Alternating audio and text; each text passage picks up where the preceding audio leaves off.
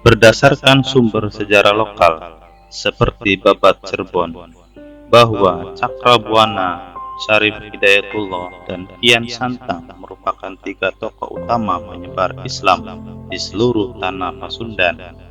Ketiganya merupakan keturunan Prabu Siliwangi, yaitu Prabu Jaya Dewata atau Sri Baduga Maharaja, raja terakhir Pajajaran, gabungan antara Galuh dan Sunda.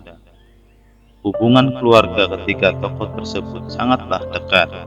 Cakrabuana dan Kian Santang merupakan adik kakak, sedangkan Syarif Hidayatullah merupakan keponakan dari Cakrabuana dan Kian Santang.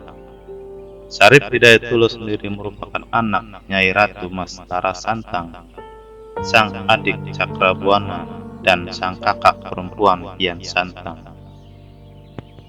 Cakrabuana atau nama lain Walang Sungsang, Tara Santang, dan Kian Santang merupakan anak Prabu Siliwangi dan hasil perkawinan dengan Nyai Subang Larang, seorang putih Ki Gede Tapa, penguasa sah Bandar Karawang.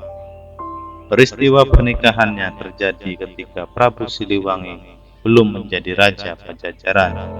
Ia masih bergelar Prabu Jaya Dewata atau Manah Rasa dan hanya menjadi raja bawahan di wilayah Sindangkasih, Majalengka, yaitu salah satu wilayah kekuasaan Kerajaan Galuh Surawisesa, Kawali Ciamis, yang diperintah oleh ayahnya yaitu Prabu Dewa Niskala.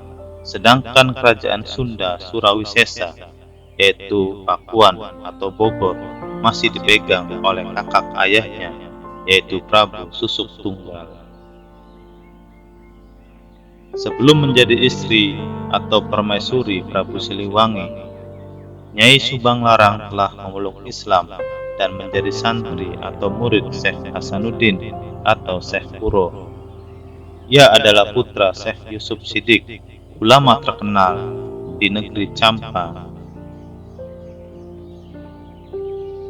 Syekh Hasanuddin datang ke Pulau Jawa atau ke Kerawang bersama armada ekspedisi Muhammad Chengho atau Ma Chengho atau Sam Pokong dari dinasti Ming pada tahun 1405 Masehi.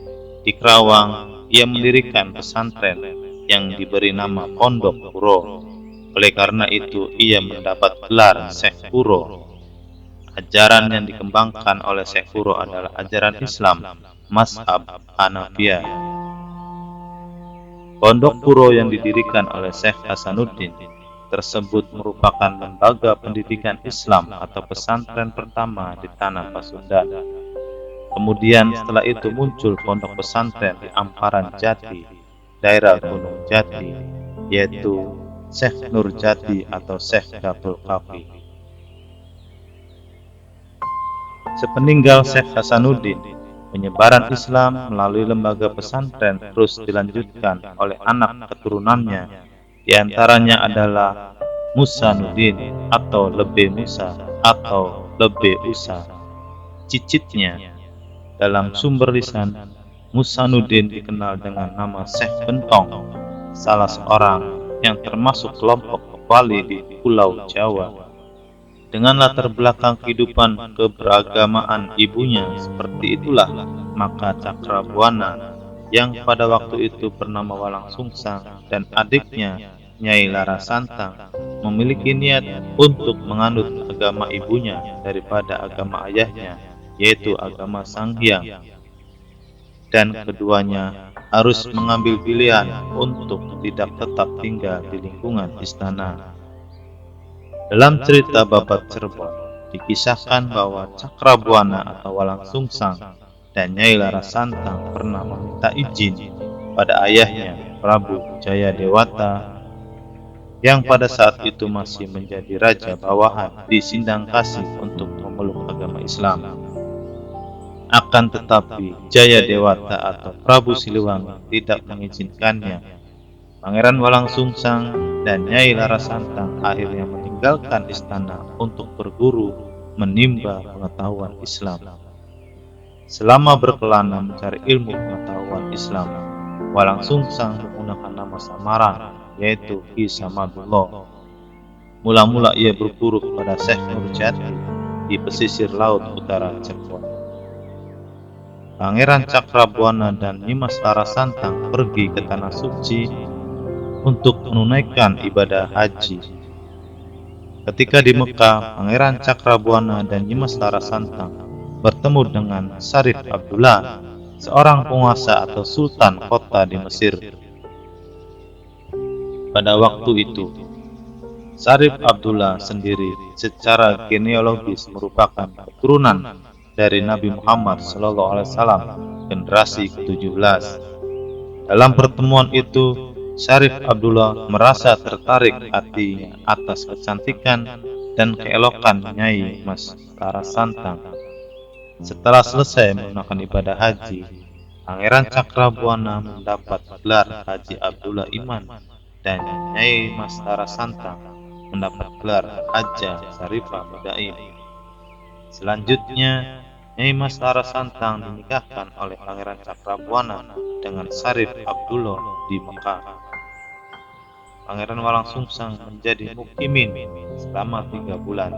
Selama 3 bulan itulah ia belajar tasawuf kepada Haji Bayanullah, seorang ulama yang sudah lama tinggal di Haram.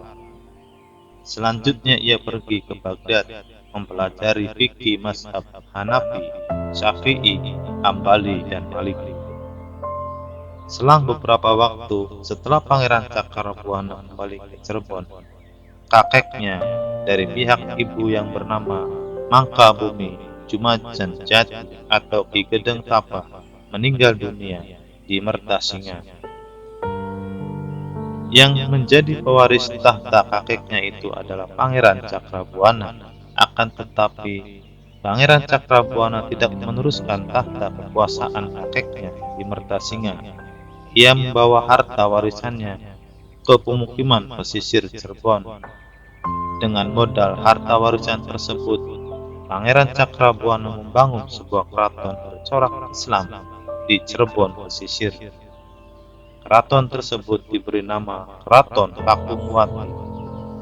Dengan berdirinya Keraton Pakungwati, berarti berdirilah sebuah kerajaan Islam pertama di Tatar Sunda Pajajaran. Kerajaan Islam pertama yang didirikan oleh Pangeran Cakrabuana tersebut diberi nama Nagara Agung Pakungwati. Mendengar berdirinya kerajaan baru di Cirebon, ayahnya Sri Baduga Maharaja Jaya Dewata atau Prabu Siliwangi merasa senang. Kemudian dia mengutus Tumenggung Jayabaya untuk melantik Pangeran Cakrabuana menjadi Raja Negara Agung Pakungwati Cirebon dengan gelar Abhiseka Sri Magana. Dari Prabu Siliwangi, ia juga menerima pratanda atau gelar keprabuan dan menerima tanda kekuasaan untuk memerintah kerajaan lokal. Di sini jelaslah bahwa Prabu Siliwangi tidak anti-Islam. Ia justru bersikap adil bijaksana terhadap orang yang memeluk agama Nabi Muhammad SAW. Berdasarkan uraian di atas, maka dapat diambil suatu kesimpulan bahwa yang pertama sukses menyebarkan agama Islam di Tatar Sunda adalah Pangeran Cakrabuana atau Walang Sungsang atau Ki Samadullah atau Haji Abdullah Iman. Ia merupakan kakak Nyai Mas Larasantang dan Kian Santang, dan ketiganya merupakan anak-anak dari Prabu Siliwangi. Dengan demikian, ia merupakan uwak dari Syarif Hidayatullah Sunan Gunung Jati. Wallahu a'lam bishawab.